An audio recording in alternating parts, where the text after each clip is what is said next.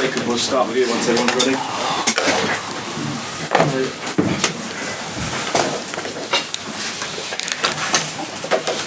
Nathan, how did the first Premier League win feel? Yeah, very good, very good. Long time coming. Obviously, I don't think we really conclude the Liverpool game. I haven't had a day to prepare, but that showed more bravery or naivety than anything to take the game. But I felt it's been coming. I felt performance levels have been there. You know, in terms of even the Forest game, we didn't play particularly well. We were never really under any pressure.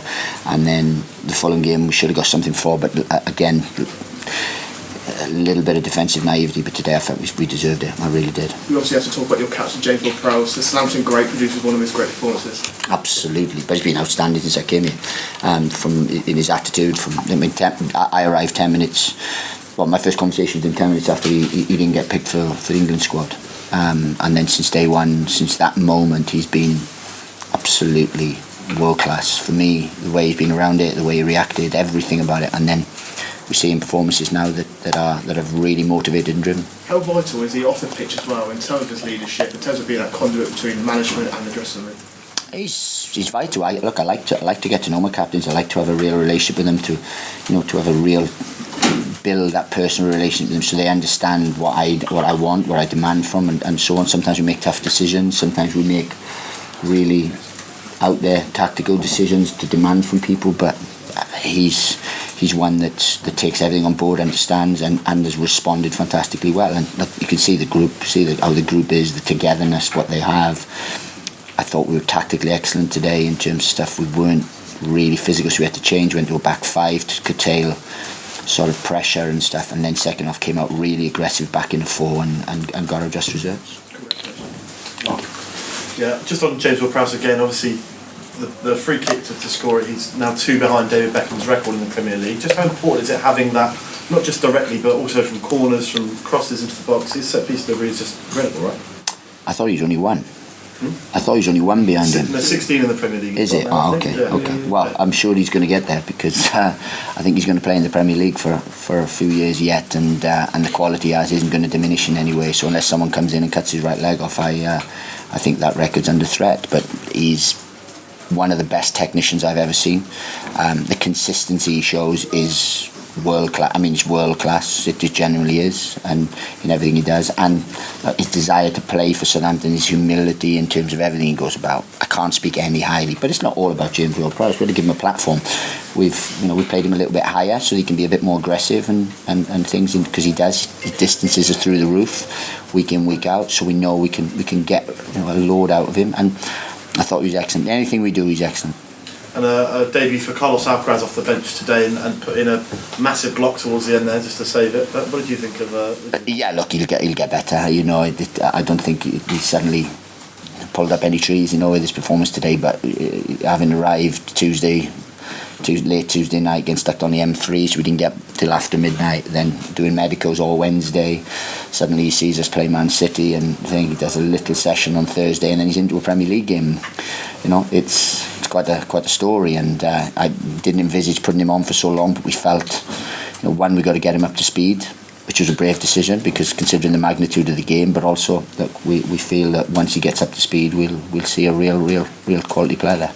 No appearance from Mislav Orsic. Was that just about game management and picking the right players to come on at the right time, or anything behind that? Well, I could only make 5 subs, so if I could make any more, he would have come on. But no, look, we just had to keep real pace, aggression. We had to make tactical subs late on. Ibra got booked, so we did. Brought Ainsley on to show things up, and then, with the greatest respect, they just went land of the giants at the end and putting everything in your box. So you had to make sure that one, you're aggressive, but two, you could counter and things. So just seeing out the game then. And just finally for me, I know you'll take a win whatever way it comes in the Premier League, but to see the team come back from a goal down at half time and show the spirit in the squad as well, how important is that to see?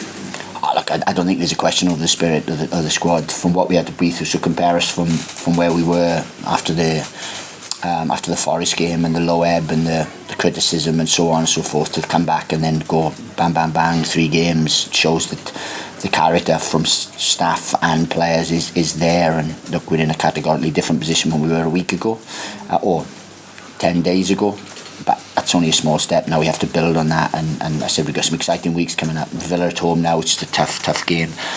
and then again we're back into cup action where we got 3 games in just over a week, which are, the magnitude is massive. Thanks, Nathan. Thank you, Jordan. Good evening, Nathan. Do you Caleta-Car? You spoke about James Ward-Prowse. I think he's another individual who's really stood out. Took a few sort of games to get into your starting 11, but you must be so pleased that he's there now. Oh, absolutely. But I just wanted him to get to realise that he was a defender. He wasn't a footballer. He's a defender. And once you get him to do the basics and do that, then he's a good player. Southampton bought him there for a certain reason, but he wasn't as aggressive as I would have liked him to be. He wasn't. I never felt that. I felt that playing football was more important than defending, and now he's categorically changed that in the space of 2 weeks. Your celebrations at the end were not at all muted. Obviously, those supporters pay a lot of money to come and to follow the club, and they were superb today. And you had that moment with them there at the end, which was nice considering where we were 10 days ago. Very nice. But that's my natural. Anyone who knows that me and the rapport I have with fans and with my fans and how I build and how I go about it will know that, look, I wear my heart on my sleeve. I'm very passionate about what I do, but I'm also very driven. I've had to batten down the hatches this week from some criticism, some fair, some ridiculous, and I'm really, really pleased with that. I'm really pleased how we've reacted as a football club this week, and that's everyone. That's from the owners, it's from everyone. We had conversations this week about where we want to be, where we want to go, and they've had to take some, because they've been criticised for bringing someone as low key and as thing as myself, but. Your first goal today, that come from a long ball, wouldn't you say? I think it's a wonderful little clipping thing, nice little knockdown, bosh. I mean, to be fair, I think they were far more direct than we were. With great respect, I don't speak about any other thing, but that we had to really defend a bombardment. We really did, because they're massive, they're huge. They've been into Calvert-Lewin. Jordan Pickford kicks it a mile. They get on second ball. I can't remember the side. Maybe Newcastle, but I can't remember many Premier League sides being bigger than them. Thank you. Nathan, in terms of the win, the 3 points, it's basically pulled everything in together. I know it is only 3 points, but it feels like so much more impact. What's happening at the bottom of the table now today? And were you aware of the atmosphere and how sort of on a knife edge it was in terms of the fans protesting here? Was that something you felt you could exploit? Any negativity we feel we can jump on, but we had to set the tone, and we never really done that first half. There were spells when we would outaggress ourselves and created opportunities, but without quite sort of finishing the action. And then when they got in the goal, that tended to relieve that pressure. We knew we had to get that back, so we wanted to go really aggressive after half time. We did it, we got the goal, and then we felt that was the turning point in the game. And look, I thought we were excellent second half, and we really, one, we had to defend our box, 2, we had to show we were good at the wayside. Then we had real good opportunities, in terms of in and around, and a little bit more quality, a little bit more sort of fluency later on, and I think we could have had more.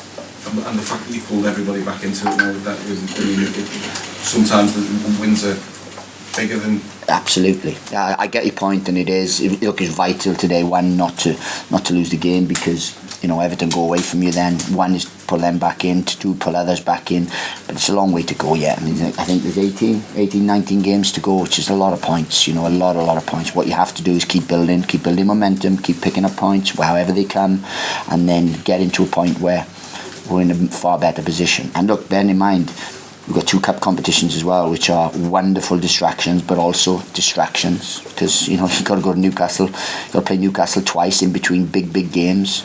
Then Blackpool, so you have to treat that competition with the greatest respect. So there's going to be a big strain on us as a squad, and we're going to have to be right at it. We're going to have to be prepared. We're going to have to be physical, and in every way we're going to have to be good. I've actually been Benji.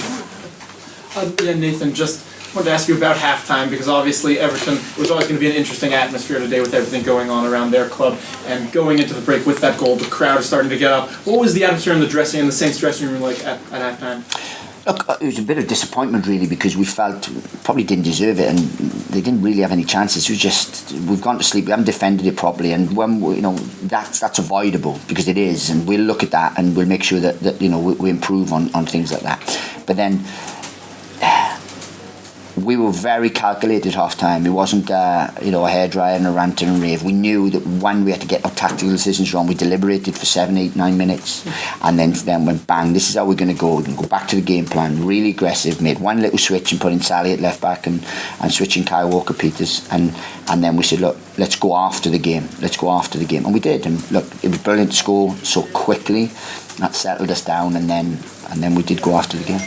Is that deliberation process, is that you and your coaching staff? Are the players involved in that? No, that's not coaching staff. We have to find solutions for the players. Look, with the greatest respect, on Tuesday night, I had 2 players come over to me and said, look, I don't think we should go to a 5. I think we'll get the press on in a 4. I said, with the greatest respect, thank you for that, and I admit that, but this is what I feel, and we did, and we saw the game out, and we still had a threat against Man City.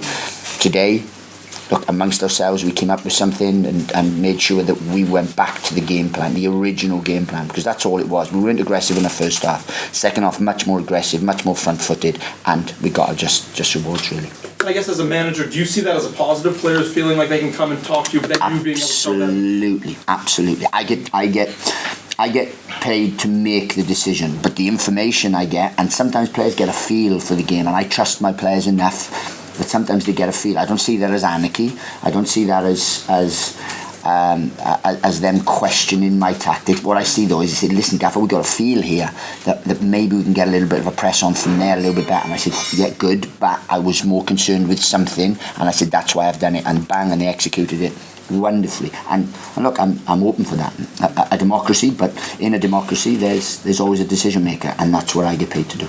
And just lastly for me, it seems like in terms of carrying out tactical instructions, Elyounoussi is so crucial to what you do. I saw when the subs were being made in the second half, you brought him over to talk to him, and then he sort of switched. He played almost 3 positions today. How crucial is he to what you want to do here? It's always good to have a versatile player. Bear in mind he plays for Norway, it's wide left, and he's played for me as a 6. He plays an 8. He plays a wide man. He's played wing back at Liverpool. So look, it's important to have that, and someone you can trust, that you can ask to do a certain job. Yep, they might not be as fluent and think as someone else, but while we are finding our way, then he's been vital. And you know what? Yeah, he's been playing through pain as well in terms of his knee. Look, see the strapping he has, and that shows real character, because not everyone does that. And I don't mean Southampton thing, but not everyone in the world does that. Whereas fantastic for me. Appreciate it. Thanks very much. Thank you.